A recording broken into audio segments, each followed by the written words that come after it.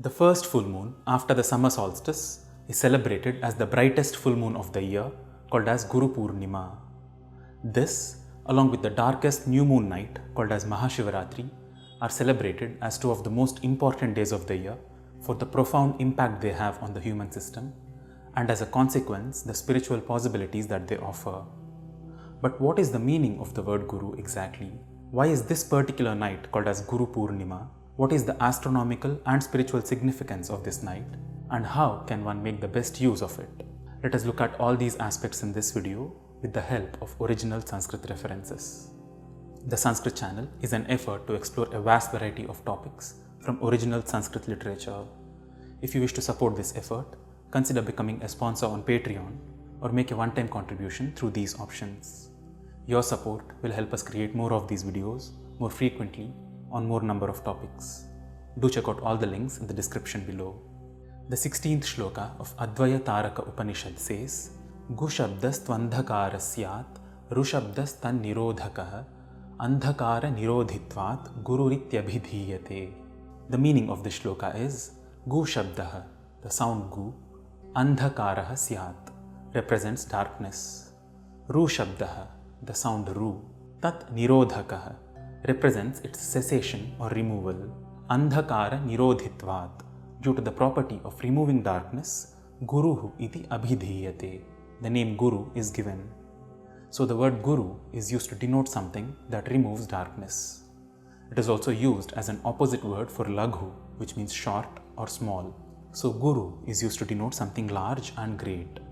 So the word Guru Purnima literally means the large, darkness dispelling moon. Even astronomically, it is quite literally the brightest full moon of the year. In order to understand why this phenomenon occurs, we need to take a closer look at how the moon reflects sun's radiance and how it is impacted with the sun's northern and southern runs. Due to the Earth's axial tilt, in the northern hemisphere, the duration of the day keeps increasing in the first half of the year, gradually increasing the level of sun's rays available to the planet. As a result of this, sun's radiance reflected back from the moon too keeps growing throughout the first half of the year. This phenomenon peaks on the day of the summer solstice and then starts to gradually decrease, ushering in the winter season during the second half of the year. This results in the first full moon night after the longest summer day being the brightest. As a consequence of this enhanced impact of the moon, the water element within the body, which is the major component of a physical constitution, and one of the aspects of the mind called manas, which is directly correlated with the moon, are in a heightened state of receptivity. The spiritual significance of this day is such that it is on this day that Lord Shiva, as Adiyogi, transmitted the science of yoga to his 7 disciples. It is on this day that sage Vedavyasa, the compiler of the 4 Vedas, is said to have been born. This day holds enormous significance in Buddhist and Jain traditions as well. With the birth of hundreds of spiritual traditions and thousands of gurus, what is actually one of the greatest possibilities of this culture has turned into a major problem. There are serious questions that arise today regarding the role of a guru in one's life, if such a title is really apt at all, and if yes, then how does one make a distinction between who is a real guru and who is not? The answer is, it simply depends on what one is seeking in one's life and how one is within oneself.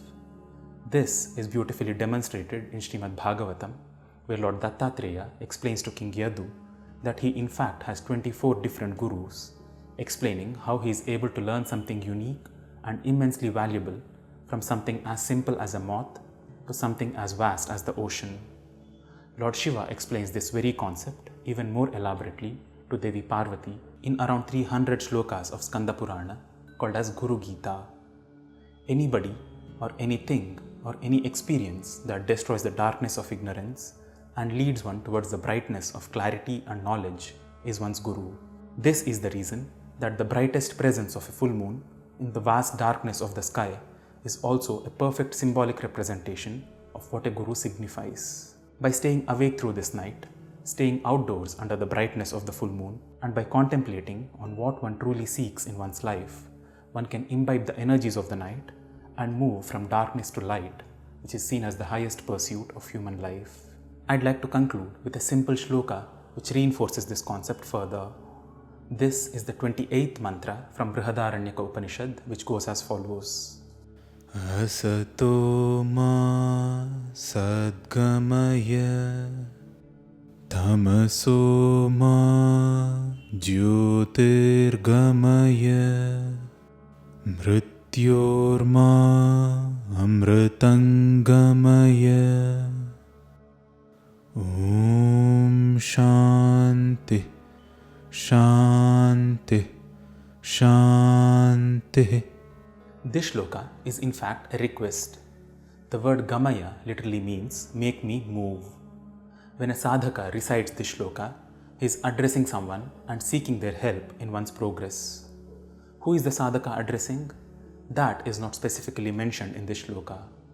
One can address it to one's parents, teachers, one's deity of worship, anything or anybody one considers to be a guru, or simply looking at the full moon on Guru Purnima. The literal meaning of this shloka is asataha, from untruth, ma, me. In this shloka, the word ma is used in the context of referring to oneself. Gamaya, take towards, sat, truth. Tamasaha, from darkness, ma, me. Gamaya, take towards, jyotihi, brightness and light. Mrityoho, from death and decay, ma, me. Gamaya, take towards, amritam, immortality and eternity. The shloka ends with an emphasis of all of us being established in an atmosphere of peace. I hope you enjoyed watching this video and found this information useful. Share it across with those whom you think might benefit from this. If you wish to support the production of more videos like these, consider becoming a sponsor on Patreon or make a one-time contribution, all through the links in the description below. Also, consider clicking on the subscribe button and the bell icon beside it so that you're immediately notified of our latest updates. See you in the next video. Namaskaram.